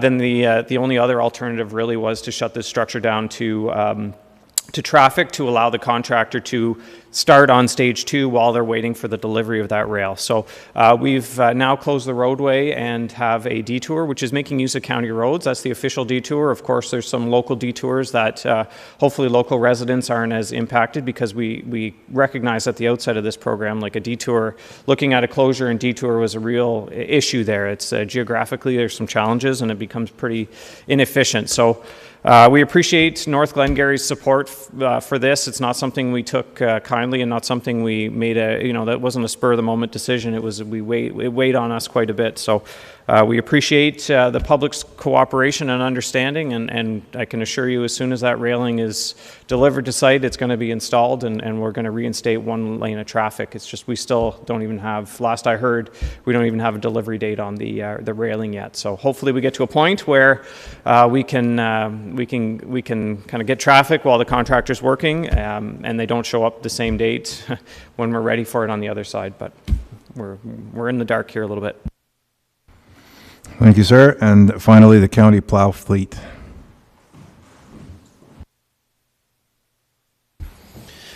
Hello again. As it seems to happen every year, it's been 30+ degrees for the last week, and I'm here to talk to you about winter operations. So specifically today, just looking for some input from council in relation to the county snowplow fleet size and how that impacts our winter service delivery. So through our fleet management and our equipment replacement schedule, we maintain a fleet of 20 plows throughout all 4 patrols of the county. So that's 4 active plows in each location with 1 spare to serve as a backup in the event of breakdowns, etc. As you'll recall, last year we purchased our own slip-in tank. We had been previously borrowing from North Stormont. There were some scheduling issues just to get our anti-icing program working with what their uses was as well. So after trying it for a couple seasons, realizing, the next step of expanding this anti-icing is to have our own tank so we can have it on the road at the right time of year. We've found that there's also some issues with that. You want to have that operation is typically thought of as a shoulder season operation, start of winter and end of when you're getting those milder spells, some bridge deck freezing, etc. With the shifting weather patterns that we're seeing, that's also happening for a 2-week span in the middle of January, where you've got that bitter cold on both sides and you actually need that plow. So part of the problem or that we're faced right now is that the spare unit in St. Andrews is what doubles as that anti-icing unit. So we harness it up with the tank at the start of winter. Whenever we get into the real heavy plowing, we convert it back to a spare snowplow so that in the event of a breakdown, we can continue to maintain our operations. End of the season, we revert it back to a tanker to hopefully be able to trial that program some more with the direct liquid application. Last year, we had a bit of an opportunity, just out of circumstance, the new plow that was coming in was delayed, so we never, as a matter of practice, we never really want to surplus and auction off our outgoing plow until we have the new one in hand. You don't want to get caught that way. With the delayed delivery, we lost our peak or opportune window to auction that unit last year. So at the start of the winter season, we had 21 units in our fleet. So we actually had a spare that we said, okay, perfect. We'll set up the one as the tanker, the other will serve as the spare, and we'll have a full winter dedicated to this configuration of being able to try this anti-icing. Unfortunate circumstances struck with North Dundas Municipality when they lost a truck. We were able to reconfigure, loan our spare out to them, but that meant we lost our anti-ice unit. So really the question is, and we're getting up to safety season for these plows. I don't want to go and do a bunch of safeties on trucks if council doesn't want us to keep the fleet that size. But if we do want to, now is the time to get those trucks safetied. And the real question is would we like to keep one so that we can continue this trial? When the new truck comes in this year, we'll have 2 spares. So do we want to have an anti-icing in the east and the west, which would mean we could just buy an extra tank like we purchased last year and slip it into one of these surplus units? So I guess just looking for some input if council really wants to just stick to 20 in our fleet, or if we're in favor of trying to expand this anti-icing program. Any discussion is welcome. Thank you. Councillor Fraser.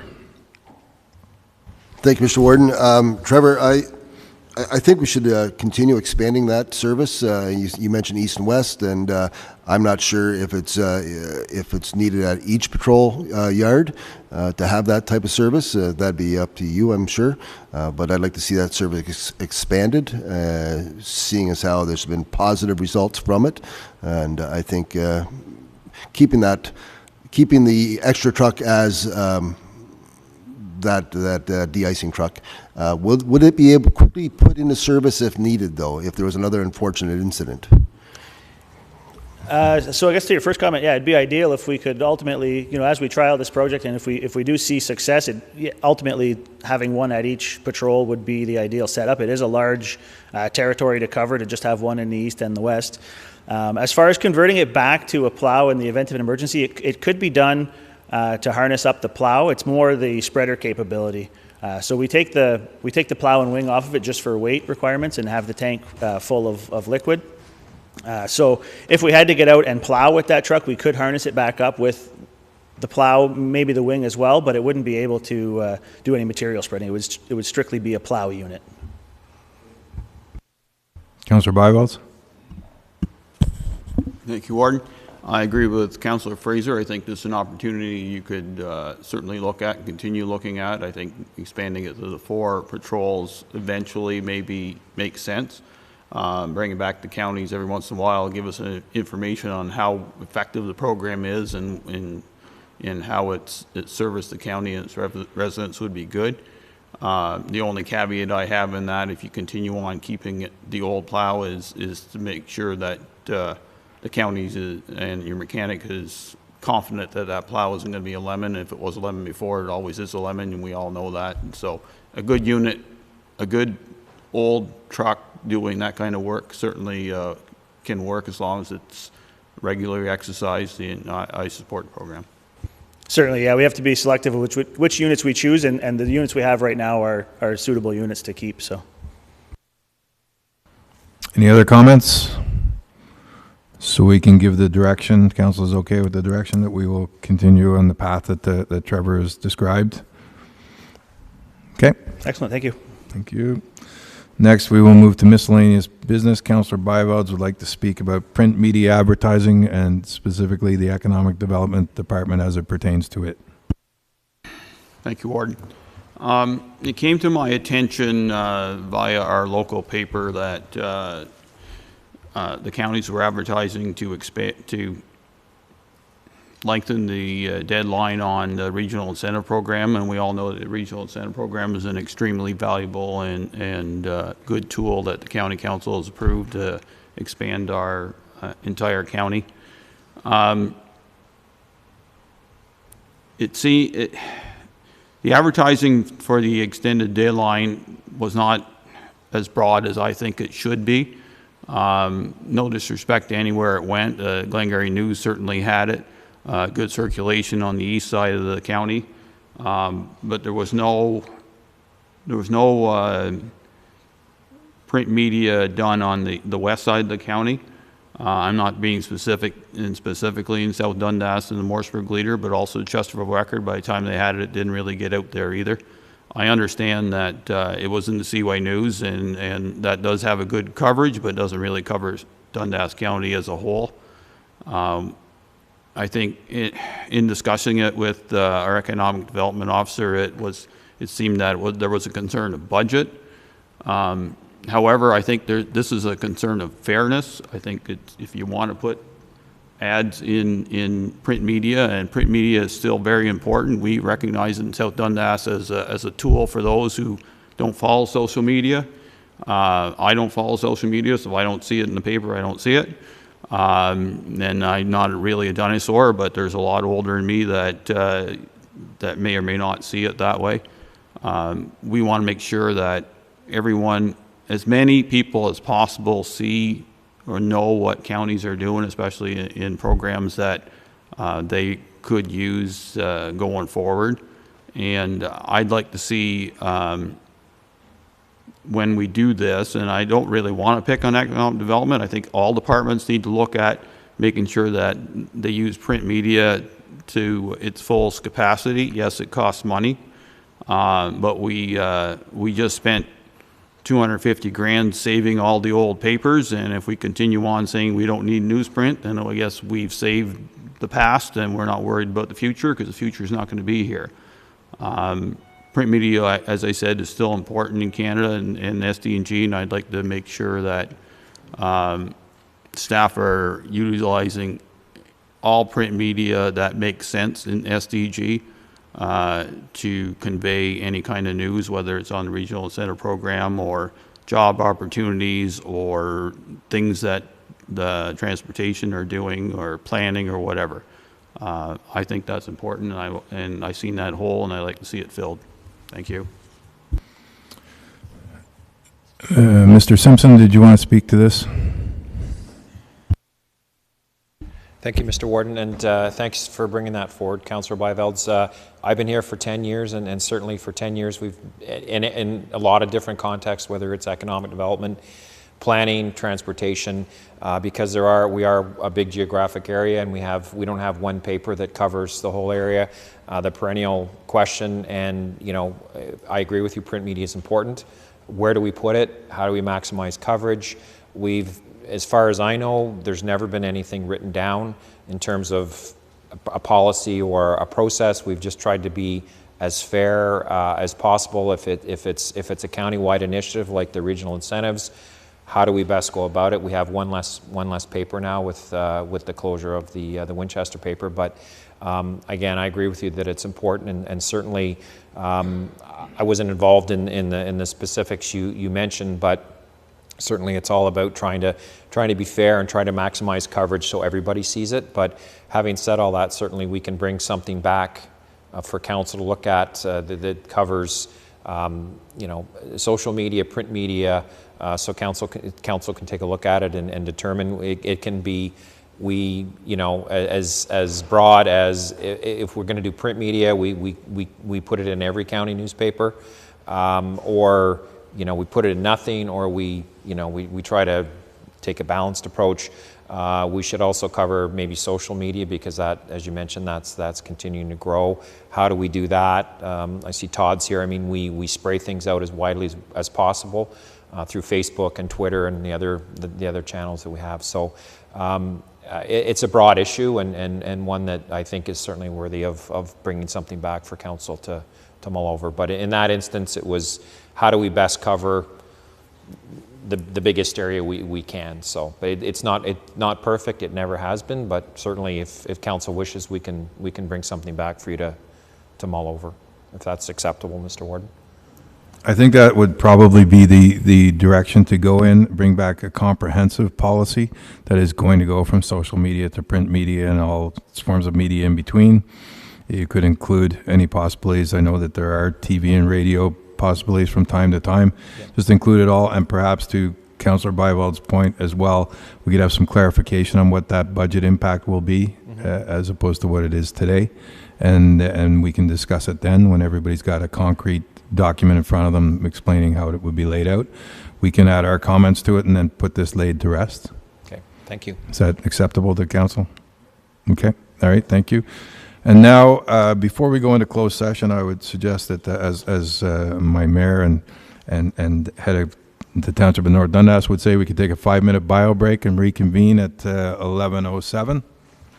Then we'll be going into in camera. Oh, through you, Mr. Warden, I think I'm getting a signal from Mike. He would like me to read the in-camera motion. Is that correct, Mike? Yeah, and then you can cut the stream. That's probably more seamless. So through you, the motion's moved by Councillor Gardner, seconded by Councillor McGillis, that council proceed in camera pursuant to section 239(2)(f) of the Municipal Act 2001, advice that is subject to solicitor-client privilege, including communications necessary for that purpose, official plan appeal, and bylaw enforcement matter. All in favor? Carried.